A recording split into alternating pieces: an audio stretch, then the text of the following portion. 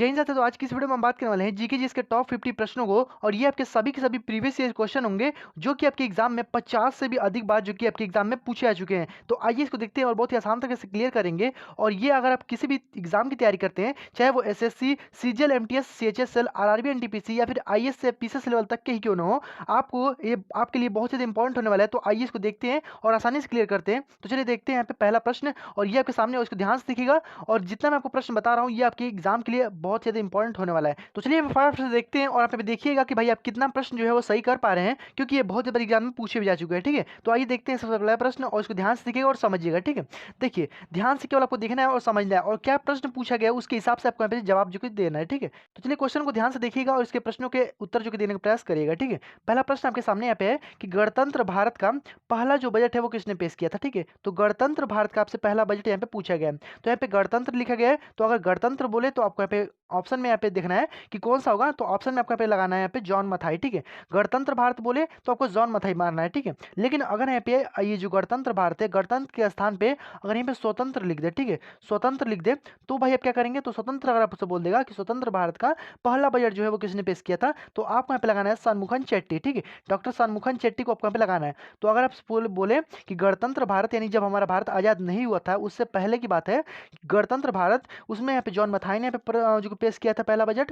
अगर बोलेगा यहाँ पे स्वतंत्र भारत की, तो स्वतंत्र भारत यहाँ पे शनमुखन चेट्टी ने यहाँ पे पेश किया था, यानी स्वतंत्रता के बाद। तो ध्यान रखिएगा, कई बार एग्जाम में पूछा चुका है ये प्रश्न, और ये 50 बार से अधिक बार जो कि पूछा गया होगा। ठीक है, लेकिन अगर आपका यहाँ पे पूछ दें कि सबसे पहला बजट जो है वो किसने पेश किया था, सबसे पहला बजट अगर आपसे बोल देगा ना, सबसे पहला बजट की अगर बात करेगा, तो यहाँ पे जेम्स विल्सन आपको यहाँ पे ध्यान रखना है। ठीक है, जेम्स विल्सन के द्वारा यहाँ पे 1961 ईस्वी में पहली बार यहाँ पे बजट को यहाँ पे पेश जो कि किया गया था। ठीक है, आगे बढ़ते हैं, ये आपको आसानी से क्लियर हो गया होगा। तो ध्यान रखिएगा, इंपॉर्टेंट है, प्रश्न को नोट जोर से कर लीजिएगा। आगे बढ़ते हैं, अगला प्रश्न है कि ओलंपिक में पहला मेडल जो है वो किसने जीता है। ठीक है, ओलंपिक में पहला मेडल जो है वो किसने जीता है, ये भी एग्जाम में 50 बार एकदम एग्जाम में पूछा जा चुका होगा कि ओलंपिक में पहला मेडल जो है वो किसने जीता है। तो आपको ध्यान रखना है, ओलंपिक की बात की गई है, तो यहाँ पे केडी जो यादव हैं, ठीक है, केडी यादव जो हैं, उन्होंने यहाँ पे ओलंपिक में पहला मेडल जो है वो यहाँ पे जीता है। ठीक है, अगर हम बात करते हैं, अगर करंट अगर आप देखेंगे तो जो इन्फेंटिनो है, ठीक है, ये अभी फीफा के क्या है, फीफा के यहाँ पे नहीं दे सके। ठीक है, फीफा जो है, ठीक है, फीफा है, इसके यहाँ पे नहीं दे सके, यहाँ पे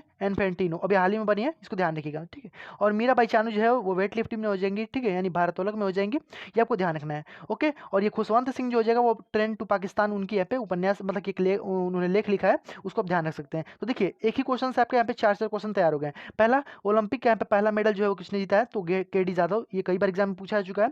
और दूसरा बात है यहाँ पे इन्फेंटिनो जो है वो फीफा के यहाँ पे जो कि निदेशक हो जाएंगे। ठीक है, और यहाँ पे बोल देगा आपसे कि वेट लिफ्टिंग या फिर भारोत्तोलक में जो मतलब कि स्वर्ण पदक को जीता है, यहाँ पे मीराबाई चानू हो जाएंगी। और यहाँ पे बोल देगा कि ट्रेन टू पाकिस्तान जो है वो किसकी यहाँ पे रचना है, तो यहाँ पे खुशवंत सिंह की यहाँ पे हो जाएगी। ठीक है, आगे बढ़ जाए ना। देखिए आपको एक ही क्वेश्चन में 4 क्वेश्चन आपको बताऊंगा, भले यहाँ पे 50 क्वेश्चन मैंने लिया हुआ है, लेकिन आप लोग के लिए बहुत ज़्यादा इंपॉर्टेंट होने वाला है ये आज की ये वीडियो। ठीक है, तो देखिए ध्यान से केवल। अगला प्रश्न देखिए कि इंग्लिश चैनल को तैर करके पार करने वाली पहली महिला जो है वो कौन थी। ठीक है, यानी इंग्लिश जो चैनल है, जो आपका यूरोप में जो इंग्लिश चैनल है, उसको तैर करके पार करने वाली पहली महिला यानी प्रथम महिला की बात की गई है, वो कौन थी। तो आपको बताना है यहाँ पे, ध्यान रखिएगा, कई बार एग्जाम में पूछा चुका है। तो देखिए आरती शाह जो थी वो पहली महिला थी। ठीक है, यहाँ पे अगर आपसे बोल देगा कि इंग्लिश चैनल को तैयार करके मतलब कि तैर करके पार करने वाली पहली महिला जो है वो तो आरती शाह है, लेकिन बोल देगा आपको यहाँ पे कि इंग्लिश चैनल को तैर करके पार करने वाले पहले पुरुष कौन थे। ठीक है, पुरुष अगर आप पे बोल देगा तो आपको यहाँ पे मिहिर जो सेन है, ठीक है, मिहिर मिहिर सेन आपको यहाँ पे लगाना है। ठीक है, मिहिर सेन जो है ये आपको यहाँ पे लगाना है। तो अगर बोल देगा कि पुरुष में कौन किन्होंने पार किया है, तो मिहिर सेन हो जाएंगे। अगर हम बोल देगा यहाँ पे कि जो इंग्लिश चैनल है उसको तैर करके पार करने वाली महिला कौन है, तो आरती शाह यहाँ पे कई बार एग्जाम में पूछा जा चुका है। ठीक है, आरती शाह फीमेल में हो जाएंगी और मेल में मिहिर सेन हो जाएंगे। ठीक है, ये आपको ध्यान रखना है। ठीक है, और जो खेलो इंडिया का जो आपका जो मतलब कि पहले जो मेडल जीता था वो भी यहाँ पे आरती शाह ने ही जीता था। ठीक है, आगे बढ़ते हैं। तो ये आपको इतना बात जो क्लियर हो गया होगा। आगे देखिए, अगला प्रश्न आपके सामने दिया गया, देखिए सभी प्रश्न इंपॉर्टेंट है आपके एग्जाम के लिए। पहला प्रश्न आपके सामने यहाँ पे चौथा वाला कि विंग्स ऑफ फायर, ठीक है, विंग्स ऑफ फायर की रचना जो है, एक एक क्वेश्चन को ध्यान से देखिएगा और एग्जाम में या आपके एग्जाम में पूछे गए प्रश्न ध्यान से देखिएगा और इसका उत्तर देने का प्रयास करिएगा। विंग्स ऑफ फायर जो है वो किसकी रचना है। ठीक है, विंग्स ऑफ फायर जो है वो किसकी रचना है, ध्यान रखिएगा। विंग्स ऑफ फायर बोल दे, इंडिया 2020 बोल दे, ठीक है, इंडिया 2020 बोल दे, ये सब भाई किसकी रचना है। तो आपको ध्यान रखना रखना है यह सब अब्दुल कलाम की ही रचना है, ठीक है। अब्दुल कलाम के भाई कौन, तो विंग्स ऑफ फायर, इंडिया 2020 हो जाए, ठीक है। ये सब किसके भाई, तो विंग्स ऑफ फायर भी है अब्दुल कलाम जी के, ठीक है। ये भी इंपॉर्टेंट है, आगे ध्यान रखिएगा। आगे बढ़ते हैं, डिस्कवरी ऑफ इंडिया के भाई रचनाकार कौन है, तो डिस्कवरी ऑफ इंडिया भाई किसकी रचना है, तो आपको ध्यान रखना है यहाँ पे जवाहरलाल नेहरू का, ये भी इंपॉर्टेंट है। आगे बढ़ते हैं, ठीक है। ये भी एग्जाम में कई बार पूछा जा चुका है, अभी पिछले ईयर के एग्जाम में यहाँ पे पूछा गया था, ठीक है। डिस्कवरी ऑफ इंडिया जो है वो किसकी रचना है, तो यहाँ पे ध्यान रखिएगा जवाहरलाल नेहरू जी का है, ठीक है। आगे बढ़ते हैं, अगला प्रश्न आपके यहाँ पे दिया गया कि अंतरिक्ष में जाने वाले पहले व्यक्ति, वेरी वेरी इंपॉर्टेंट भाई प्रश्न है यहाँ पे, वेरी वेरी इंपॉर्टेंट, कि अंतरिक्ष में जाने वाले पहले व्यक्ति भाई कौन थे, तो आपको यहाँ पे ध्यान रखना है। इसमें देखिए आपको मैं 4-5 क्वेश्चन बताऊंगा, नोट कर लीजिएगा, इंपॉर्टेंट प्रश्न है, इसको ध्यान रखिएगा, ठीक है। देखिए अंतरिक्ष में जाने वाले पहले व्यक्ति की अगर बात की जाए तो पहले व्यक्ति जो थे वो यूरी गोंगलिन थे, इसको ध्यान रखिएगा, ठीक है। पहले भाई व्यक्ति कौन थे, तो यूरी गोंगलिन थे, लेकिन ये विदेशी थे, ठीक है। ये अगर आप आपसे पूछ दें कि पहले अंतरिक्ष में जाने वाले पहले भारतीय कौन थे, ठीक है, अगर भारतीय बोलेगा ना तो आपको यहाँ पे राकेश शर्मा को मारना है, ठीक है। कौन सा मारना है, तो यहाँ पे राकेश शर्मा को मारना है। लेकिन अगर आपको यहाँ पे बोल दें कि अंतरिक्ष में जाने वाले पहले भारतीय केवल कौन थे, तो आपको यहाँ पे यूरी गोंगलिन को मारना है, जो कि आपको यहाँ पे ध्यान रखना है 12 अप्रैल, ठीक है। 12 अप्रैल डेट भी कभी कभी पूछ देता है, 12 अप्रैल, और ये जो 1961 में जो कि इन्होंने पहली बार यहाँ पे जो कि अंतरिक्ष में गए थे, ठीक है। तो यहाँ पे ध्यान रखिएगा यूरी गोंगलिन यहाँ पे प्रथम बार जो कि अंतरिक्ष में गए थे। अगर भारतीय पूछ देंगे तो राकेश शर्मा बोल दीजिएगा, ठीक है। आगे बढ़ते हैं, आगे बढ़े ना, इतना आपको क्लियर हो गया होगा। आगे देखिए, अगला प्रश्न आपका दिया है कि माउंट एवरेस्ट को फतेह करने वाला प्रथम भारतीय, वेरी वेरी इंपॉर्टेंट प्रश्न है, कम से कम 50 या 100 बार पूछा गया होगा, ठीक है। माउंट एवरेस्ट को फतेह करने वाला प्रथम व्यक्ति कौन था, ठीक है, यानी भारतीय व्यक्ति आपसे पूछा गया है, तो भारतीय जो थे वो प्रथम, आपको ध्यान रखना है बछेंद्री पाल जो थे वो प्रथम भारतीय थे, ठीक है। बछेंद्री पाल भाई कौन थे, तो प्रथम भारतीय थे जो उन्होंने माउंट एवरेस्ट को फतेह किया था, ठीक है। आगे देखिए, अब इसमें आपको एक बात और ध्यान रखना है यहाँ पे, अगर बोल दिया कि माउंट एवरेस्ट को फतेह करने वाले यानी 2 बार फतेह करने वाले व्यक्ति कौन थे, तो 2 बार फतेह करने वाले व्यक्ति जो थे वो यहाँ पे संतोष यादव, आपको यहाँ पे ध्यान रखना है, ठीक है। संतोष यादव जो थे वो 2 बार इन्होंने फतेह किया था माउंट एवरेस्ट को, ठीक है। अगर बात कर दी जाए कि यहाँ पे जो तेंजिंग नार्वे और एडमंड हिलेरी थे, ये भी भाई थे, इन्होंने भी पहली बार यहाँ पे माउंट एवरेस्ट पे यहाँ पे चढ़ा था, ठीक है। यानी माउंट एवरेस्ट पे पहली बार इन्होंने फतेह किया था तेंजिंग नॉर्गे, और यहाँ पे एडमंड हिलेरी इन्होंने पहली बार यहाँ पे जो कि चढ़ाई की थी, ठीक है। आपको ध्यान होगा कि जो हमारा 29 मई की यहाँ पे डेट है, ठीक है। 29 मई, आपको डेट तो भाई याद ही होगा, 29 मई की डेट है, और यहाँ पे 1953 में पहली बार इन्होंने जो कि चढ़ाई की थी। पहले व्यक्ति यही है, यही दोनों हैं पहले व्यक्ति, एडमंड हिलेरी और तेंजिंग नॉर्वे जो है उन्होंने पहली बार चढ़ा था। लेकिन ये भारतीय नहीं थे, ये विदेशी थे। लेकिन भारतीय आपसे एग्जाम में प्रश्न पूछेगा तो भारतीय आपको यहाँ पे लगाना है बछेंद्री पाल, ठीक है। अगर यहाँ पे 2 बार बोल देगा कि 2 बार चढ़ने वाले भारतीय कौन थे, यानी एक बार में 2 बार, तो यहाँ पे संतोष यादव आपके यहाँ पे हो जाएंगे, ठीक है। क्लियर इतनी बात, देखिए एक ही में आपके जो कि 4-4 प्रश्न आपके क्लियर हो गए हैं। आगे देखिए, अगला प्रश्न आपके सामने दिए गए, स्वतंत्र भारत की पहली महिला कैबिनेट जो कि कौन थी, ठीक है। स्वतंत्र भारत की पहली महिला कैबिनेट इंपॉर्टेंट प्रश्न है, इसको नोट जरूर से कर लीजिएगा, ठीक है। स्वतंत्र भारत की यहाँ पे पहली महिला कैबिनेट कई बार एग्जाम में पूछा जा चुका है। स्वतंत्र भारत की भाई पहली महिला कैबिनेट भाई कौन थी, तो आपको यहाँ पे ध्यान रखना है अमृत जो सेन है, ठीक है। अमृत जो सेन है वो यहाँ पे, अमृता जो सेन है वो यहाँ पे पहली जो कि महिला थी कैबिनेट, ठीक है। स्वतंत्र भारत की पहली महिला कैबिनेट भाई कौन थी, तो आपसे एग्जाम में प्रश्न पूछेगा तो आपको यहाँ पे लगाना है क्या, अमृता सेन लगा देना है, ठीक है। ये आपको ध्यान रखना है, ठीक है। अगर आपसे बोल देगा कि जो आपका यहाँ पे जो कांग्रेस है उसकी पहली अध्यक्ष जो थी वो कौन बनी थी, यानी कांग्रेस जो था जिसकी स्थापना 1885 ईस्वी में हुई थी, उसकी पहली अध्यक्ष जो यानी महिला अध्यक्ष जो थी वो कौन थी, तो आपको यहाँ पे सरोजिनी नायडू को यहाँ पे लगाना है, ठीक है। सरोजिनी नायडू को आपको यहाँ पे लगाना है, ठीक है। तो दोनों प्रश्न आपके यहाँ पे क्लियर हो गए। स्वतंत्र भारत की पहली महिला कैबिनेट कौन थी भाई, तो यहाँ पे अमृता सेन हो जाएंगी। बोल देगा कांग्रेस की पहली महिला जो अध्यक्ष थी वो कौन थी, तो सरोजिनी नायडू हो जाएंगी, ठीक है। आगे देखिए, देखिए मैं आपको एक भी प्रश्न में कम से कम यहाँ पे आपको मैं 100 प्रश्न आपको यहाँ पे क्लियर कराऊंगा, वो भी एकदम मतलब कि मोस्ट इंपॉर्टेंट जो आपके एग्जाम में 50 बार से अधिक जो कि पूछे गए होंगे, ठीक है। बस ध्यान से देखिए इसको। अगला प्रश्न दिया गया है कि भारत के पहले जो महान्यायवादी थे वो कौन थे, ठीक है। महान्यायवादी की जो चर्चा है भाई यहाँ पे जो 76 हमारा आर्टिकल है उसके अंदर जो कि मिलता है, ठीक है। 76 जो आर्टिकल है हमारे संविधान के उसमें मिल जाता है। और महान्यायवादी जो है वो यहाँ पे इसको हम अटॉर्नी जनरल इंग्लिश में कहते हैं, ठीक है। जो सरकार का विधिक अधिकारी होता है, प्रथम विधिक अधिकारी होता है, ठीक है। तो महान्यायवादी जो थे वो पहले भाई कौन थे, तो पहले की आपसे यहाँ पे बात की गई है। तो पहले अगर आप एग्जाम में प्रश्न पूछेगा तो आपको यहाँ पे लगाना है एम सीतलवाड़, ठीक है, यानी शीतल है, ठीक है। यहाँ पे शीतल से याद रखिएगा, पहले ये थे, ठीक है। पहले आए एकदम शीतल शीतल आए, ठीक है, एकदम शीतल शीतल, ठीक है। तो पहले जो आए थे मान्यवादी वो यहाँ पे एम शीतलवाड़ जो कि थे, ठीक है। क्लियर इतनी बात, आगे बढ़ जाए ना, कोई दिक्कत नहीं है। अगर हाल ही में पूछ दिया जाए कि हाल ही में जो महान्यायवादी है वो कौन है, तो आर वेंकट रमनी जो है वो यहाँ पे हाल ही में जो कि यहाँ पे महान्यायवादी बने हैं, ठीक है। आगे बढ़ते हैं, अगला प्रश्न आपके सामने यहाँ पे वेरी वेरी इंपॉर्टेंट प्रश्न है कि 1919 अधिनियम जो है वो पारित करने के बाद भारत सरकार का कार्य को अध्ययन करने के लिए वहाँ पे कौन सा यहाँ पे सांविधिक जो आयोग है उसको बनाया गया था। यानी 1919 का जो आपको पता होगा कि जो भारत शासन अधिनियम आया था उसके तहत यहाँ पे उसके पारित होने के बाद यहाँ पे मतलब कि जो सरकार का कार्य को अध्ययन करने के लिए बाद में यहाँ पे सांविधिक जो आयोग को बनाया गया था उसको भाई कौन सा बनाया गया था, तो ये आपको बताना है। तो आपको याद होगा कि 1927, ठीक है, 1927 में जो साइमन कमीशन है उसका गठन किया जाता है और 1928 में पहली बार जो है भारत में लाया जाता है। ठीक है, तो साइमन कमीशन का गठन होता है, इसको ध्यान रखिएगा। यानी 1919 का जो अधिनियम था उसको पारित होने के बाद सांविधिक आयोग जो है बनाया गया था वो आपका साइमन कमीशन ही है, इसको ध्यान रखिएगा। ठीक है, यहाँ पे 1928 में आया था और इसी के दौरान इसका बहिष्कार करते समय लाला लाजपत राय की लाठी से मार करके यहाँ पे जो कि उनको बहुत ज़्यादा डैमेज कर दिया जाता है, यानी बाद में उनकी मृत्यु भी हो जाती है। ठीक है, इसको ध्यान रखिएगा। अगला प्रश्न आपको दिया गया है कि चेंजिंग इंडिया भाई किसकी रचना है। ठीक है, ये वेरी वेरी इंपॉर्टेंट प्रश्न है, चेंजिंग इंडिया किसकी रचना है। ठीक है, तो चेंजिंग इंडिया भाई किसकी है, तो मनमोहन सिंह की, इसको ध्यान रखिएगा। ठीक है, मनमोहन सिंह की है भाई, कौन सा, तो चेंजिंग इंडिया हो जाएगी अब्दुल कलाम की। अभी मैंने आपको बताया कि जो इंडिया 2020 है और या फिर विंग्स ऑफ फायर जो हो जाएगा वो भी अब्दुल कलाम का हो जाएगा, दोनों। तो आपको इसको ध्यान रखना है। ठीक है, आगे बढ़ जाए ना, इतना आपको बात क्लियर हो गया। आगे देखिए, आगे आपका प्रश्न यहाँ पे दिया गया कि खजुराहो का जैन मंदिर जो है वो किस शैली में बना है। वेरी वेरी इंपॉर्टेंट, एग्जाम में 50 बार पूछा गया। देखिए मैं जो भी प्रश्न लिया हूँ 50 बार एकदम एग्जाम में पूछा चुका है। खजुराहो का जो जैन मंदिर है उसको यहाँ पे किस शैली में बनाया गया, इसको आपको बताना है। ठीक है, तो खजुराहो जो जैन मंदिर है उसको पंचानन जो शैली में इसको बनाया गया है। ठीक है, नहीं, पंचानन शैली का मतलब क्या है कि बीच में एक मंदिर रहेगा, उसके चारों ओर यहाँ पे 5 यहाँ पे जो कि इस प्रकार से मंदिर रहेंगे। ठीक है, यानी 4 अरियाँ इस प्रकार से मंदिर रहेंगे। ठीक है, और यहाँ पे बीच में एक मंदिर होगा, इस प्रकार से पंचानन यहाँ पे शैली इसका बन जाती है। ठीक है, तो जो खजुराहो का जैन मंदिर है यह पंचानन शैली है। ठीक है, इसको ध्यान रखिएगा, इंपॉर्टेंट है, एग्जाम में पूछा जा चुका है। अगर हम बात करते हैं कि जो जितने भी उत्तर भारत के जो मंदिर बनते हैं वो आपका नागर शैली में बनते हैं, जितने भी मध्य भारत के जो बनते हैं वो वेसर शैली में, जबकि द्रविड़ जो मतलब शैली है वो आपका जो दक्षिण भारत में जितने भी मंदिर बनते हैं वो आपका द्रविड़ शैली, जैसे वृहदेश्वर मंदिर तमिलनाडु का। ठीक है, इसको ध्यान रख सकते हैं। ठीक है, आगे बढ़ते हैं। अगला प्रश्न यहाँ पे देखते हैं फटाफट से। देखिए अगला प्रश्न यहाँ पे दिया गया है कि रेल बजट को केंद्रीय बजट से अलग करने वाला आयोग कौन था। ठीक है, यानी जो रेल बजट है उसको केंद्रीय बजट से अलग भाई कब किया गया था, वो कौन सा आयोग बनाया गया जिसके कारण वो अलग हो गया था। ठीक है, इसको ध्यान रखिएगा, ये भी इंपॉर्टेंट है। एक वर्थ जो कमीशन है, ठीक है, एक वर्थ कमीशन जो बना था शायद आई थिंक 1904 में इसको बनाया गया था। ठीक है, 1904 में 1905 में इस प्रकार से कुछ बनाया गया था। तो यहाँ पे ध्यान रखिएगा, यहाँ पे एक वर्थ कमीशन जो है इस मतलब कि रेल बजट को केंद्रीय बजट से अलग करने के लिए आयोग जो कि बनाया गया था। अगर बात कर दी जाए कि आरबीआई के लिए भाई कौन सा आयोग बना था, तो यंग हिल्डन जो कमीशन है, ठीक है, इसको बनाया गया था। यानी आरबीआई के लिए यंग हिल्डन कमीशन बनाया गया था। और साइमन कमीशन तो आपको पता ही है। और लोक सेवा आयोग के लिए यहाँ पे ली कमीशन का गठन जो कि किया गया था पहली बार। ठीक है, आगे बढ़ते हैं।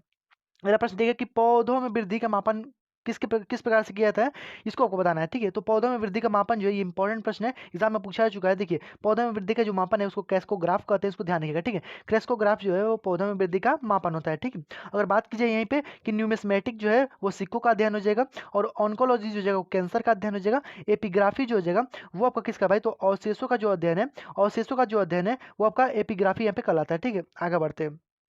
अगला प्रश्न आपका यहाँ पे दिया गया है।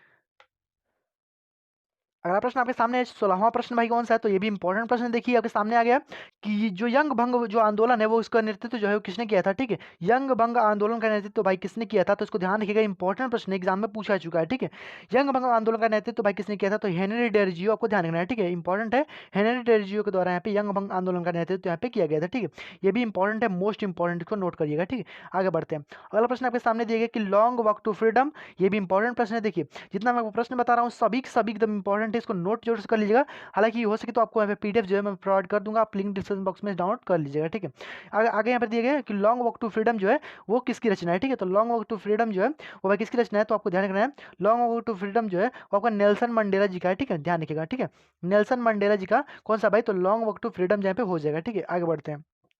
अगला प्रश्न यहाँ पे दिया गया है कि टोटा जनजाति कहाँ रहती है, ये भी मोस्ट इंपॉर्टेंट है। टोटा जनजाति भाई कहाँ पे रहती है, तो इसको ध्यान रखिएगा, नीलगिरी में टोटा जनजाति यहाँ पे रहती है। ठीक है, जो नीलगिरी की जो पहाड़ी है जहाँ पर नीलगिरी भाई कहाँ पे बनता है, जो हमारा यहाँ पे मैप है, ठीक है, जो हमारा भारत का मैप है जहाँ से हमारा पूर्वी घाट पश्चिमी घाट जाकर मिलता है, वहीं पे हमारा नीलगिरी की जो पहाड़ी बनती है जहाँ पे मिलता है, वहीं पे यहाँ पे टोटा जनजाति जो है वहाँ पे रहती है। ठीक है, नीलगिरी के पास में, तो इसको ध्यान रखिएगा।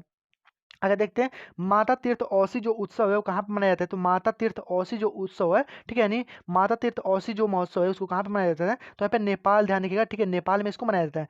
माता तीर्थ औसी महोत्सव भाई कहाँ पे है, तो यहाँ पे नेपाल हो जाएगा, ठीक है। आगे बढ़ते हैं, अगला प्रश्न आपका दिया गया यहाँ पे कौन सा भाई, तो कल्पसूत्र की रचना भाई किसने की है, वेरी वेरी इंपॉर्टेंट। कल्पसूत्र की रचना भाई किसने की है, तो कल्पसूत्र जो है उसकी रचना जो है भद्रबाहु ने की है। इसको ध्यान रखिएगा, मोस्ट इंपॉर्टेंट प्रश्न है, एग्जाम में 100 बार एकदम पूछा गया होगा, ठीक है, इसको ध्यान रखिएगा, ठीक है। तो ये आपका हो जाएगा यहाँ पे जो कल्पसूत्र है वो भद्रबाहु का यहाँ पे हो जाएगा। अगर बात की जाए विष्णु शर्मा, तो विष्णु शर्मा का भाई पंचतंत्र हो जाएगा, आपको ध्यान होगा, ठीक है, पंचतंत्र, पंचतंत्र आपका यहाँ पे विष्णु शर्मा जी का हो जाएगा। आगे देखते हैं इसके अगला प्रश्न आपके सामने आपके कि लज्जा जो है वो किसकी रचना है, ठीक है, लज्जा जो है वो किसकी रचना है, तो आपको ध्यान रखना है लज्जा जो है वो किसकी रचना है, तो लज्जा जो है वो आपका तस्लीमा नसरीन की यहाँ पे रचना है, ठीक है, ध्यान रखिएगा, इंपॉर्टेंट एग्जाम में पूछा जा चुका है, ठीक है। यहाँ पे लज्जा जो है, जितना मैं आपको प्रश्न बता रहा हूँ सभी एग्जाम में पूछे गए प्रश्न है, और ये कम से कम 50 बार से अधिक बार पूछे गए होंगे, ठीक है। बस आपको ध्यान से देखते चलिए, उसको नोट जोर से करते चलिएगा, ठीक है। लज्जा जो है वो किसकी रचना है, जो तस्लीमा नसरीन है इनकी यहाँ पे रचना हो जाएगी, ठीक है। आगे बढ़ते हैं, अगला प्रश्न आपके सामने यहाँ पे दिए गए कि लास्ट मैन इन टावर, ठीक है, लास्ट मैन इन टावर जो है, या फिर व्हाइट टाइगर बोल दी जाए, या फिर सिलेक्शन डे बोल दी जाए, या फिर असेसिन बोल दी जाए, या भाई किसकी रचना है, ठीक है। तो देखिए जितनी भी ये रचनाएं आपको यहाँ पे दिख रही हैं, सभी की सभी जो रचना है यहाँ पर आप ध्यान रखिएगा, ये जो सभी की सभी जो रचना है वो आपका अरविंद अडिगा जो थे उनकी यहाँ पे रचनाएं होने वाली है, ठीक है। अरविंद अडिगा जो है इनकी यहाँ पे रचनाएं होने वाली है, ठीक है। तो Arvind Adiga is the correct option. तो देखिए इसको कैसे याद करेंगे, तो देखिए सिलेक्शन लेने के लिए कौन हो गया है, तो भाई अरविंद जो है वो अड़ गए हैं, अपने एकदम अपने ऊपर अड़ गए हैं कि इस बार सिलेक्शन लेना है, ये लेना है, ठीक है। तो यहाँ पे अरविंद अडिगा, ध्यान रखिएगा, अरविंद अडिगा से याद रख सकते हैं यहाँ पे अरविंद अडिगा, जिसे यहाँ पे सिलेक्शन डे हो जाएगा, लास्ट में टावर हो जाएगा, व्हाइट टाइगर या फिर असेसिन जो हो जाएगा वो इनकी प्रमुख यहाँ पे रचनाएं हो जाएंगी, ठीक है, इसको ध्यान रखिएगा। आगे बढ़ते हैं अगला प्रश्न आपके सामने है, कॉमनवेल्थ पत्रिका जो है वो किसकी है, तो कॉमनवेल्थ पत्रिका जो है ये भी इंपॉर्टेंट है, कॉमनवेल्थ पत्रिका जो है वो भाई किसकी है, तो यहाँ पे एनी बेसेंट की है, इसको ध्यान रखिएगा, ठीक है। कॉमनवेल्थ पत्रिका भाई किसकी है, तो एनी बेसेंट की हो जाएगी, इसको ध्यान रखिएगा। आगे बढ़ते हैं, अगला प्रश्न आपके सामने दिए गए कि इंडिया ऑफ माई ड्रीम, ठीक है, इंडिया ऑफ माई ड्रीम भाई किसकी रचना है, तो भाई इंडिया भाई की मतलब कौन चाहते थे कि इंडिया हमारा एकदम, इंडिया इज माई ड्रीम, ठीक है, इंडिया ऑफ माई ड्रीम भाई कौन चाहता था, गांधी जी भाई एकदम पूरा जोर जोर लगा दिए थे भारत को स्वतंत्र कराने में, ठीक है। तो याद रखिए इस प्रकार से इंडिया इज माई ड्रीम, ठीक है, यानी इंडिया को स्वतंत्र कराना मेरा ड्रीम है, ठीक है, इस प्रकार से ध्यान रख सकते हैं। तो गांधी जी का यहाँ पे हो जाएगा। आगे बढ़ते हैं, अगला प्रश्न दिया गया कि दक्षिण ध्रुव पर पहुंचने वाला पहला प्रथम व्यक्ति भाई कौन सा था, ठीक है, तो प्रथम भारतीय भाई यहाँ पे पूछा गया कि दक्षिण ध्रुव पर पहुंचने वाला प्रथम भारतीय जो है वो कौन था, ठीक है। तो भारतीय आपसे पूछा गया, तो जो दक्षिण ध्रुव पर पहुंचने वाला प्रथम भारतीय था वो JK बजाज था, ठीक है। अब इसको भाई कैसे याद रखेंगे, तो देखिए बजाज गाड़ी लेकर के यहाँ पे चला गया दक्षिण ध्रुव पर, ठीक है। बजाज वाली जो गाड़ी होती है, जो नहीं आती गाड़ी, उसी को लेकर के चला गया भाई दक्षिणी ध्रुव पे चला गया, ठीक है, इसको ध्यान रख सकते हैं, ठीक है। तो बजाज जो हो जाएंगे, JK बजाज जो हो जाएंगे वो दक्षिणी ध्रुव पर पहुंचने वाले पहले भारतीय यहाँ पे हो जाएंगे, ठीक है। आगे बढ़ते हैं, अगला प्रश्न आपका, अभी मैंने आपको अभी यहाँ पे बताया बछेंद्री पाल जो हो जाएंगे वो पहले जो भारतीय हैं वो यहाँ पे जो चढ़े थे माउंट एवरेस्ट पे, ठीक है। आगे बढ़ते हैं, और आरती साहब मैंने बताया तैयार करके पार करने वाली इंग्लिश चैनल को, ठीक है। आगे देखिए, अगला प्रश्न आपका दिया गया नलवाना जो पक्षी अभ्यारण्य है वो कहाँ पर स्थित है, तो नलवाना पक्षी अभ्यारण्य जो है इसको ध्यान रखिएगा कहाँ पे भाई, तो नलवाना पक्षी अभ्यारण्य जो है वो आपका यहाँ पे उड़ीसा के अंदर है, जो चिल्का झील है ना आपका, ठीक है। जो चिल्का झील है, चिल्का झील है जो सबसे बड़ी खारे पानी की झील मानी जाती है, चिल्का झील जो है ये भी एग्जाम में प्रश्न पूछा जा चुका है कि जो सबसे बड़े जो खारे पानी की झील है वो कौन सी है, तो आपको ध्यान रखना है चिल्का झील यहाँ पे हो जाएगी, ठीक है। तो ये जो चिल्का झील है इसी में यहाँ पे नलवाना पक्षी अभ्यारण्य भी यहाँ पे स्थित है, ठीक है, ध्यान रखिएगा उड़ीसा के अंदर है, ठीक है। आगे बढ़ते हैं, अगला प्रश्न आपके सामने दिएगा इन अ फ्री स्टेट, ठीक, तो इन अ फ्री स्टेट भाई किसकी रचना है, तो इन अ फ्री स्टेट की बात करते हैं, तो इन अ फ्री स्टेट यानी हमको एकदम फ्री स्टेट चाहिए, ठीक है, इन अ फ्री स्टेट, तो भाई किसका, तो VS नैयपॉल का हो जाएगा, इसको ध्यान रखिएगा, ठीक है। अगला प्रश्न देखते हैं यहाँ पे इन फ्री स्टेट भाई किसकी है, तो VS नैयपॉल का हो जाएगा। आगे बढ़ते हैं, अगला प्रश्न आपके सामने यहाँ पे दिया गया कि जीवाश्म का जो अध्ययन है वो क्या कहलाता है, तो ये भी वेरी वेरी इंपॉर्टेंट प्रश्न है। जीवाश्म का अध्ययन आपका यहाँ पे क्या कहलाता है, तो जीवाश्म जो है उसका अध्ययन जो है वो भाई क्या कहलाता है, तो जीवाश्म का जो अध्ययन है वो पेलियोलॉजी यहाँ पे कहलाता है, इसको ध्यान रखिएगा, इंपॉर्टेंट है, ठीक है। और अभी मैंने आपको बताया कि जो एपिग्राफी है वो भाई क्या कहलाता है, तो एपिग्राफी जो है वो आपको ध्यान रखना है, एपिग्राफी जो है वो अवशेषों का अध्ययन कहलाता है, न्यूमिस्मेटिक जो सिक्कों का अध्ययन कहलाता है, और जो ऑन्कोलॉजी है वो कैंसर का यहाँ पे जो अध्ययन है वो उसको कहलाता है, ठीक है। आगे बढ़ते हैं, अगला प्रश्न यहाँ पे दिया गया द विनर ऑफ माइंडसेट, ठीक है, द विनर ऑफ माइंडसेट, ये अभी हाल ही में इंपॉर्टेंट प्रश्न यहाँ पे बने हुए हैं, इसको ध्यान रखिएगा, हाल ही में यहाँ पे बने हुए हैं कि विनर ऑफ माइंडसेट जो है वो किसकी रचना है, इसको ध्यान रखिएगा, विनर ऑफ माइंडसेट जो है वो सैन वाटसन के यहाँ पे पड़ जाएगा, ठीक है, सैन वाटसन के यहाँ पे रचना है विनर ऑफ माइंडसेट, ठीक है। आगे देखते हैं, ये भी इंपॉर्टेंट है, इसको ध्यान रखिएगा, आने वाले एग्जाम में आपके मतलब प्रश्न जो है पूछा जा सकता है। आगे देखिए, अगला प्रश्न देखिए कि जो फुगड़ी जो नृत्य है वो कहाँ का है, तो फुगड़ी जो नृत्य है वो कहाँ का भाई नृत्य है, तो इसको बताना है आपको। तो फुगड़ी जो नृत्य है वो आपका गोवा का नृत्य है, इसको ध्यान रखिएगा, ठीक है। आगे देखिए, अगला प्रश्न देखिए कि जो बहिष्कृत जो हितकारी सभा इसकी स्थापना जो है कब हुई थी, तो इसको ध्यान रखिएगा, इंपॉर्टेंट है ये भी। बहिष्कृत हितकारी सभा जो है इसकी स्थापना जो है वो 1911 में हुई थी। देखिए भाई, जितना मैं आपको बता रहा हूँ 50 बार से अधिक बार यहाँ पे प्रश्न पूछे जा चुके हैं, इसको ध्यान रखिएगा, सभी के सभी एकदम इंपॉर्टेंट है आपके लिए, इसको नोट जरूर से करते चलिएगा। आगे बढ़ते हैं, अगला प्रश्न आपके सामने ये सुप्रीम कोर्ट के पहले न्यायाधीश जो है वो कौन थे, तो सुप्रीम कोर्ट के पहले जो न्यायाधीश थे वो आपको ध्यान रखना है यहाँ पे। जो सुप्रीम कोर्ट के पहले न्यायाधीश है इसकी बात करते हैं, तो न्यायाधीश की यहाँ पे बात की गई है। तो न्यायाधीश देखिए, सुप्रीम कोर्ट के पहले न्यायाधीश भाई कौन थे, तो JH की जो कनिया है, ठीक है, JH जो कनिया है यहाँ पे ध्यान रखिएगा, ठीक है, JH जो कनिया है, JH जो कनिया है ये आपके पहले यहाँ पे न्यायाधीश हो जाएंगे, ठीक है। सुप्रीम कोर्ट के, यानी सुप्रीम कोर्ट के यहाँ पे पहले जो न्यायाधीश हो जाएंगे वो आपका JH कनिया यहाँ पे हो जाएंगे। आगे बढ़ते हैं, देखिए अगला प्रश्न आपको यहाँ पे दिया गया कि एन एरा ऑफ डार्कनेस, ठीक है, एन एरा ऑफ डार्कनेस जो है वो भाई किसकी रचना है, तो यहाँ पे जो एन एरा ऑफ डार्कनेस जो पुस्तक है वो किसकी है, तो इसको ध्यान रखिएगा, जो शशि थरूर है इन्हीं के यहाँ पे पुस्तक हो जाएगी, ठीक है। एन एरा ऑफ डार्कनेस जो हो जाएगी वो शशि थरूर के यहाँ पे पुस्तक हो जाएगी, ठीक है। इसको ध्यान रखिएगा, इंपॉर्टेंट एग्जाम में प्रश्न आपके एग्जाम में पूछा जा सकता है, आने वाले जो एग्जाम में, चाहे आप यूपीपी का एग्जाम दीजिए, चाहे RS का एग्जाम दीजिए, चाहे कोई एग्जाम जो कि दीजिए, ठीक है, सबके लिए इंपॉर्टेंट होगा एन एरा ऑफ डार्कनेस, ठीक है, शशि थरूर, ध्यान रखिएगा। आगे बढ़ते हैं, अगला प्रश्न आपके सामने 34वां प्रश्न है कि भरतनाट्यम और ओडिसी डांस से संबंधित है भाई कौन है, तो भरतनाट्यम प्लस ओडिसी डांस दोनों से संबंधित भाई कौन है, तो आपको ध्यान रखना है, ये भी इंपॉर्टेंट प्रश्न है कि भरतनाट्यम और ओडिसी दोनों डांस से संबंधित भाई कौन है, तो सोनल मानसिंह, आपको ध्यान रखना है, एग्जाम में 100 बार से अधिक बार यहाँ पे पूछा जा चुका होगा, ठीक है। यहाँ पर भरतनाट्यम और ओडिसी डांस दोनों से संबंधित भाई कौन है, तो सोनल मानसिंह हो जाएंगी, इसको आपको ध्यान रखना है, ठीक है। और बोल देगा कि केवल भरतनाट्यम और जो कथक है इससे संबंधित कौन है, तो यहाँ पे यामिनी कृष्ण मूर्ति यहाँ पे हो जाएंगे, ठीक है। भरतनाट्यम और यहाँ पे कथक बोल देगा तो यामिनी कृष्ण कृष्ण मूर्ति यहाँ पे हो जाएंगे। आगे बढ़ते हैं, आगे देखिए, अब देखिए भाई वही प्रश्न यहाँ पे पूछ दिया गया है कि भरतनाट्यम और कथक से संबंधित भाई कौन है, तो अभी मैं आपको बताया हूँ कि यहाँ पे यामिनी जो कृष्ण मूर्ति है ये आपके हो जाएंगे, ठीक है।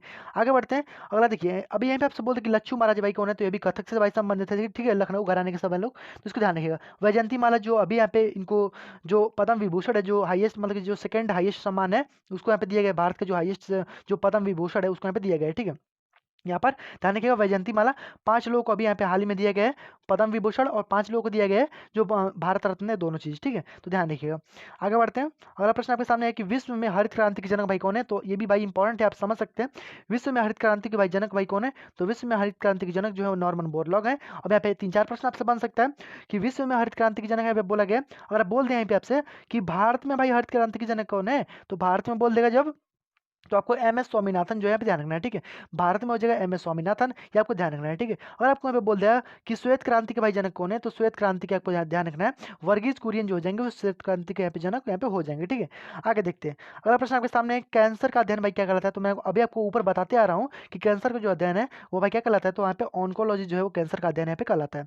अभी हाल ही में चर्चा में इसको ध्यान रखिएगा, और कैंसर की अभी हाल ही में दवा भी बनाई गई है, ठीक है। जो अगला प्रश्न यहाँ पे देखते हैं, अगला प्रश्न आपके सामने है कि मौद्रिक नीति जो समिति है यानी MPC जो है इसमें कुल कितने सदस्य होते हैं, तो यहाँ पे मौद्रिक नीति जो समिति है इसमें भाई कितने सदस्य होते हैं, इसको आपको ध्यान रखना है। इसमें टोटल आपके यहाँ पे 6 सदस्य होते हैं, 2-2 करके यहाँ पे इस प्रकार से बटा होता है, ठीक है, 2-2-2-2 इस प्रकार से बटा होता है, तो यहाँ पे टोटल यहाँ पे 6 यहाँ पे हो जाएंगे, ओके। आगे बढ़ते हैं, अगला प्रश्न आपके सामने दिया कि जल जो किस ताप पर सेल्सियस और फ़ारेनहाइट जो बराबर होते हैं इसको आपको बताना है, ठीक है। देखिए इंपॉर्टेंट एग्जाम में कई बार पूछा चुका है, देखिए केमिस्ट्री से मैंने आपको हर टाइप के जो प्रश्न है वो आपको यहाँ पे जो कि लिया हूँ, ठीक है। मतलब कि हर मतलब कि कॉन्टेंट से जाए, वो इकोनॉमिक्स हो जाए, चाहे वो GK GS से हो जाए, चाहे वो आपके केमिस्ट्री से हो जाए, चाहे वो आपको फिजिक्स से हो जाए, ठीक है, कोई भी हो जाए, उससे मैं आपको प्रश्न यहाँ पे लिया हूँ जो आपका 50 बार से अधिक बार यहाँ पे पूछा जा चुका है, ठीक है। सेल्सियस और फ़ारेनहाइट जो होते हैं वो बराबर हो जाते हैं भाई, किस पे बराबर हो जाते हैं, तो यहाँ पे माइनस जो 40 डिग्री है इस यहाँ पे जो सेल्सियस है फ़ारेनहाइट जो है वो दोनों यहाँ पे बराबर हो जाते हैं, ठीक है। ध्यान रखिएगा, इंपॉर्टेंट प्रश्न है, ठीक है। यहाँ पे ध्यान रखिएगा, सेल्सियस और फ़ारेनहाइट जो है वो -40 डिग्री पे आपके दोनों यहाँ पे बराबर हो जाते हैं, ओके। आगे देखिए, अगला प्रश्न देखिए, देखिए ये भी हमारा केमिस्ट्री से कि जल का अधिकतम जो घनत्व होता है वो किस ताप पर होता है, ठीक है। जल का जो अधिकतम घनत्व होता है वो किस ताप पर होता है, तो 4 डिग्री पे यहाँ पे आप ध्यान रखिएगा, 4 डिग्री जो घनत्व है उसमें जल का सबसे अधिकतम घनत्व यहाँ पे ताप होता है, ठीक है। यानी आपसे पूछेगा कि जल का अधिकतम जो घनत्व होता है वो किस ताप पर होता है, तो यहाँ पे ध्यान रखिएगा 4 डिग्री पे होता है, ठीक है, इसको आपको ध्यान रखना है। और आपसे बोल देगा कि फ़ारेनहाइट और सेल्सियस बराबर होते हैं तो -40 डिग्री, और बोल देगा घनत्व जो है वो किस ताप पर होता है, अधिकतम, तो आपको हमें ध्यान रखना है यहाँ पे 4 डिग्री सेल्सियस। आगे बढ़ते हैं।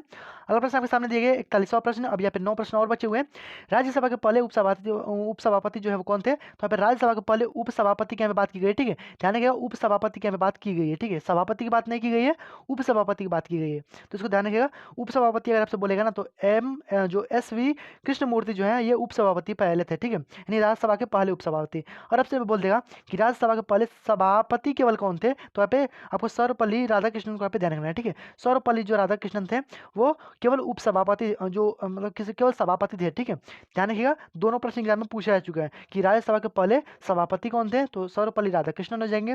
और अब से मैं बोल देगा कि पहले जो कि उपसभापति कौन थे? तो आपको यहाँ पे V जो कृष्णमूर्ति है इसको आपको ध्यान रखना है, ठीक है। आगे देखिए, अगला प्रश्न आपके सामने दिए है।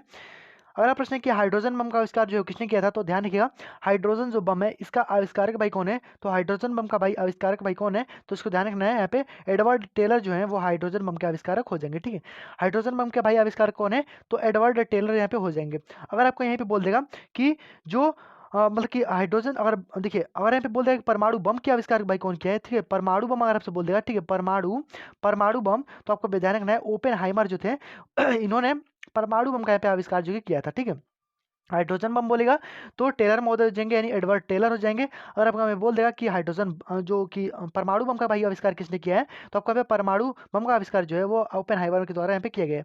अभी हाल ही में ओपेनहाइमर का यहाँ पे फिल्म भी निकली है जिसको 96वां ऑस्कर अवार्ड भी यहाँ पे दिया गया है। जो ओपेनहाइमर है, ओपेनहाइमर जो फिल्म है इसको यहाँ पे अभी हाल ही में 96वां जो फिल्म पुरस्कार है इसको यहाँ पे दिया गया है, ठीक है। ये भी करंट की दृष्टि से बहुत ज़्यादा इंपॉर्टेंट होगा। आगे देखिए, आगे बात करते हैं योजना आयोग के अंतिम उपाध्यक्ष कौन थे, ठीक है। अभी तो ये भी हाल ही में पेट के एग्जाम में भी पूछा गया, योजना आयोग के जो अंतिम उपाध्यक्ष थे वो कौन थे? तो योजना आयोग के अंतिम उपाध्यक्ष जो थे वो मोन्टेक सिंह थे, ठीक है, ध्यान रखिएगा, इंपॉर्टेंट है। योजना आयोग के अंतिम जो उपाध्यक्ष थे वो कौन थे? तो यहाँ पे मोन्टेक जो थे वो अंतिम उपाध्यक्ष थे। अगर आपसे मैं पूछ देगा कि जो मतलब कि अंतिम में पूछेगा, अब पहले उपाध्यक्ष बोल देगा यहाँ पे पहले, ठीक है, पहले अगर बोल देगा पहला कि पहला उपाध्यक्ष भाई कौन था? तो यहाँ पे गुलजारी नंदा जो हो जाएंगे वहाँ पे पहले हो जाएंगे, ठीक है। योजना आयोग के पहले उपाध्यक्ष गुलजारी नंदा, और यहाँ पे बोल देगा कि अंतिम उपाध्यक्ष तो मोन्टेक जो सिंह यहाँ पे हो जाएंगे। अगर बोल दिया जाए अब तो भाई यहाँ पे योजना आयोग को यहाँ पे हटा दिया गया, अब यहाँ पे बन गया है नीति आयोग, जो कि 1 जनवरी 2015 को यहाँ पे नीति आयोग यहाँ पे बन गया था। तो नीति आयोग के भाई जो पहले उपाध्यक्ष थे वो कौन थे? तो अरविंद जो यहाँ पे पनगड़िया जो थे वो पहले उपाध्यक्ष थे। और यहाँ पे बोल दे कि नीति आयोग के वर्तमान में यहाँ पे जो उपाध्यक्ष है वो कौन है? तो यहाँ पे याद रखिएगा, यहाँ पे सुमन बेरी यहाँ पे हो जाएंगे। तो देखिए 2-3 क्वेश्चन आपको यहाँ पे ध्यान रखना है। यहाँ पे अगर बोल दे योजना आयोग के अंतिम उपाध्यक्ष तो आपको मोन्टेक सिंह लगाना है। योजना आयोग के अगर पहले उपाध्यक्ष बोल देगा तो यहाँ पे गुलजारी नंदा हो जाएंगे। और बोल देगा कि वर्तमान में जो नीति आयोग है, नीति आयोग के जो पहले उपाध्यक्ष थे वो कौन थे? तो अरविंद पनगड़िया जो थे ये थे। और बोल देगा कि नीति आयोग के जो अंतिम जो मतलब कि वर्तमान में जो उपाध्यक्ष हैं वो भाई कौन है? तो सुमन बेरी यहाँ पे हो जाएंगे, ठीक है। इसको आपको ध्यान रखना है, चारों प्रश्न एग्जाम की दृष्टि से बहुत ज़्यादा इंपॉर्टेंट है। आगे बढ़ते हैं। और भाई नीति आयोग भाई किस मतलब किस सिद्धांत पे कार्य करता है? तो संघवाद के सिद्धांत पे कार्य करता है, ठीक है, आपको ध्यान रखना है। आगे हमें प्रश्न देखिए 44वां प्रश्न कि माई कंट्री माई लाइफ भाई किसकी रचना है? तो माई कंट्री माई लाइफ जो है वो भाई किसकी रचना है? तो M जो के आडवाणी है इनकी यहाँ पे रचना हो जाएगी। My country my life important है, इसको ध्यान रखिएगा, ठीक है। My country my life M के आडवाणी। आगे बढ़ते हैं। अगला प्रश्न आपके सामने कौमेंग, तिस्ता और धनसिरी जो है वो किसकी सहायक नदी है? तो ये भी इंपॉर्टेंट एग्जाम में UPSC के एग्जाम में पूछा चुका है कि कौमेंग जो है वो किसकी सहायक नदी है? तो ध्यान रखिएगा, कौमेंग, तिस्ता, धनसिरी जो है वो किसकी सहायक है? तो यह सभी के सभी यहाँ पे गोदावरी की जो कि ब्रह्मपुत्र की यहाँ पे सहायक नदियाँ हो जाने वाली है, ठीक है। तो जो ब्रह्मपुत्र नदी है इसी की यहाँ पे सहायक नदी है कौमेंग, तिस्ता और धनसिरी, ठीक है, ध्यान रखिएगा, ये इंपॉर्टेंट है, एग्जाम में प्रश्न पूछा गया। कौमेंग जो है UPSC में एग्जाम में पूछा चुका है, कौमेंग जो है वो किसकी सहायक नदी है? तो ब्रह्मपुत्र की यहाँ पे हो जाएगी। आगे बढ़ते हैं। अगला प्रश्न दिया गया कि वायु की गति को मापने के लिए कौन सा यंत्र का प्रयोग किया जाता है? तो वायु की गति को मापने के लिए भाई किस यंत्र का प्रयोग किया जाता है? तो ध्यान रखिएगा, वायु जो होता है भाई, वायु तो भाई कहीं भी रहता है, हर जगह पे रहता है, यानी एनी, ठीक है, एनी यानी एनी प्लेस पे रहता है, एनी यानी हर जगह पे रहता है। तो ध्यान रखिएगा, एनीमोमीटर, ठीक है, एनी यानी हर जगह पे रहता है, यानी एनी मतलब कि बहुत सारे, ठीक है, यानी हर जगह पे एकदम जो वायु है वो गति मतलब फैली रही है। तो यहाँ पे वायु की गति का अध्ययन भाई कैसे करते हैं? तो यहाँ पे एनीमोमीटर हो जाएगा, ठीक है, एनी से याद रखिएगा, एनीमोमीटर, ठीक है, एनी यानी हर जगह पे, ओके, तो ये वायु गति हो जाएगी। आगे बढ़ते हैं, यहाँ पे ध्यान रखिएगा। और ये जो भी मैंने आपको बताया कि अभी देखिए ओडियोमीटर जो होता है वो गाड़ी की स्पीड जो होती है उसको नापने का यंत्र होता है। कैस्कोग्राफ मैंने अभी बताया कि पौधों में जो वृद्धि होती है उसका मापन किया जाता है। और नेफ्रोलॉजी जो है वो किडनी का अध्ययन के लिए यहाँ पे प्रयोग किया जाता है, ठीक है। आगे बढ़ते हैं। अगला प्रश्न यहाँ पे दिया गया कि हाल ही में जो अब देखिए कुछ ही मोस्ट इंपॉर्टेंट यहाँ पे करंट के प्रश्न है, इसको ध्यान रखिएगा, इंपॉर्टेंट एग्जाम में पूछे गए प्रश्न है। अभी हाल ही में जो एनडीए का जो एग्जाम हुआ है उसमें यहाँ पे प्रश्न पूछे गए। एनडीए का जो एग्जाम हुआ है उसमें प्रश्न पूछे गए कि हाल ही में जो लॉन्च हुआ है उग्रम वो कि भाई वो क्या है, तो आपको ध्यान रखना है यहाँ पे जो अभी हाल ही में जो लॉन्च किया गया है उग्रम वो भाई क्या है, तो यहाँ पे ध्यान रखिएगा। यहाँ पे एक असॉल्ट राइफल है, इसको ध्यान रखिएगा, ठीक है। असॉल्ट राइफल है कौन सा भाई, तो अभी हाल ही में जो उग्रम लॉन्च किया गया है सीड अभी यहाँ पे जो एनडीए का एग्जाम हुआ है उसमें यहाँ पे पूछा गया कि उग्रम जो है वो क्या है, तो यहाँ पे असॉल्ट राइफल है, इसको ध्यान रखिएगा। और बात की जाए कि यहाँ पे लंबी दूरी की रिवॉल्वर भाई कौन सी है, तो यहाँ पे प्रबल हो जाएगी, ठीक है। प्रबल जो हो जाएगी वहाँ पे लंबी दूरी की यहाँ पे रिवॉल्वर यहाँ पे हो जाएगी, इसको ध्यान रखिएगा, ठीक है। तो इतनी बातों को आपको ध्यान रखना है कि एग्जाम में प्रश्न पूछा गया है कि उग्रम जो है वो भाई क्या है, तो यहाँ पे ध्यान रखना है असोल्ट राइफल हो जाएगा, ठीक है। और प्रबल जो है वो लंबी दूरी की रिवॉल्वर हो जाएगी, ठीक है।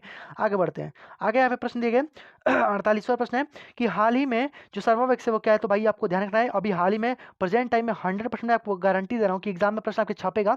सर्वावेक्स चूंकि कैंसर की जो मतलब कि केसेस हैं वो बहुत ज़्यादा देखने को मिलेंगे इस समय, तो सर्वावेक्स जो है वो कैंसर की एक दवा बनाई गई है, इसको ध्यान रखिएगा, ठीक है। कैंसर की दवा जो है वो कौन सा भाई, सर्वावेक्स हो जाएगी, ठीक है। सर्वावेक्स जो हो जाएगा इसको ध्यान रखिएगा, कैंसर की यहाँ पे दवा हो जाएगी। और बात की जाए यहाँ पे अभी हाल ही में जो टीबी है इसके लिए भाई यहाँ पे जो बैसिलस कॉलमेट गुरिन जो है वो टीबी के लिए हो जाएगा, ठीक है। बैसिलस कॉलमेट गुरिन जो हो जाएगा वो टीबी के लिए हो जाएगा, ओके।